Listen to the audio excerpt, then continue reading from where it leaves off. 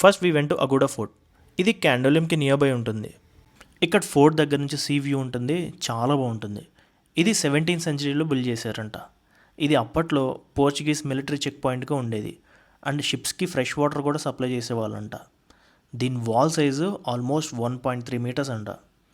అలా కొంచెం time spend చేసి నెక్స్ట్ పనాజీలో ఉన్న ఫౌంటైన్ హ్యాస్ స్ట్రీట్కి స్టార్ట్ అయిపోయాం. ఇది గోవాలో ఓల్డెస్ట్ లాటిన్ క్వార్టర్స్లో ఒకటి. పోర్చుగీస్ టైంలో బిల్డ్ చేసిన ఈ ఏరియాలో colourful houses, narrow lands, old style balconies ఇప్పటికీ సేమ్ అలానే మెయింటైన్ చేస్తున్నారు. ఫొటోస్ అండ్ వీడియోస్కి ఈ ప్లేస్ సెట్ ఉంటుంది.